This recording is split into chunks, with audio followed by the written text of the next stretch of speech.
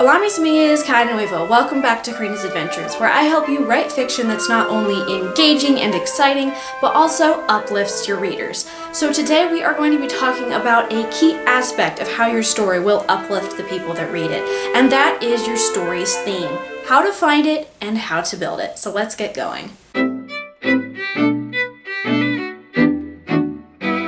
So, first of all, what is your story's theme? The story's theme is the lesson or message that you want to communicate to your readers. It's the thing that they can pull away and take and apply to their lives, even if their lives are very different from the lives of the characters in the story. So how do you find your theme? Well, there are a couple of ways that you can come up with, create your theme. So if you are going to be building your plot after you come up with your character and their theme, which is a lot more straightforward, but doesn't always happen, and I'll get to that in a minute, then you have two different options. You can either come up with your character's arc and build the theme around that. So come up with, what you want your main character to learn and then use that to build the theme. Or you can come up with the theme, the lesson you want to communicate, and build your character's arc around that.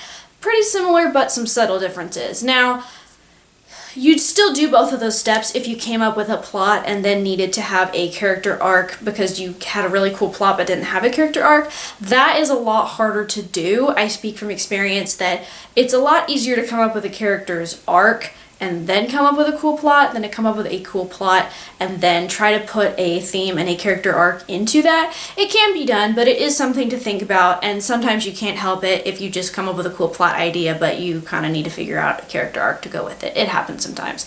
But either way, you can either start with a character arc, build the theme off of that, or pick a theme and build a character arc to support that theme. So this brings us to how do you build the theme?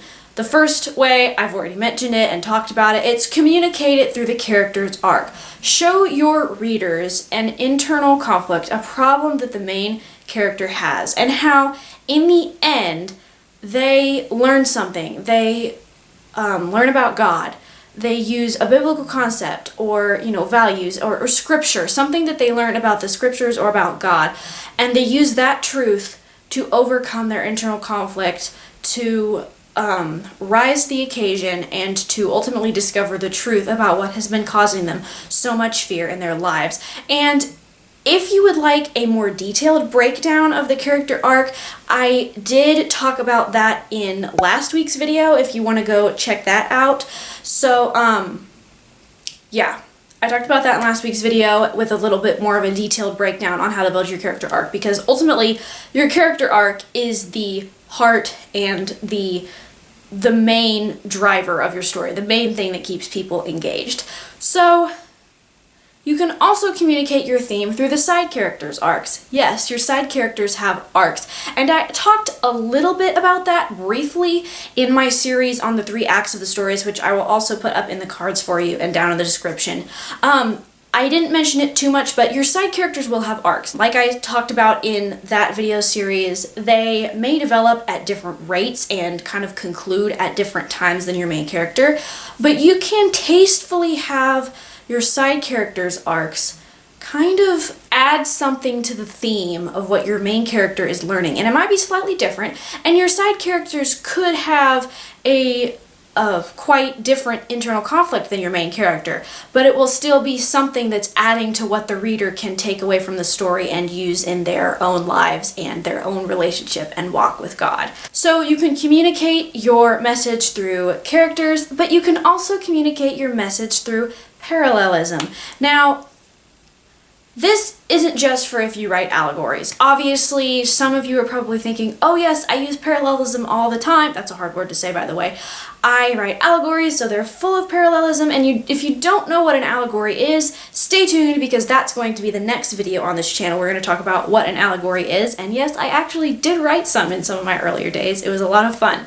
So we'll be talking about that next. But just because your story isn't an allegory doesn't mean you can't or won't use parallelism. And parallelism can be a lot more subtle than you might think. Your main character might be in a completely different situation than your readers. Your main character might be in a different time period. They could be in the future. They could be in an imaginary fairy tale land somewhere. but there can still be some parallels, something in the main character's life or world. Whether that be a situation, maybe your main character is having to move from one kingdom to another, and your readers will relate to that because they've had to deal with a lot of change in their lives. It can be deeper than that, and it can be more complicated than that, but there can be things that happen to your main character and things in the world around your main character that are similar or drawn from or mimicking things that happen in our world today, things that happen to your readers, and that level of relatability can really help with your theme, because not only is your reader seeing your main character overcome an internal struggle, but they're also seeing that character overcome an internal struggle in a very relatable scenario, even if it's incredibly different world.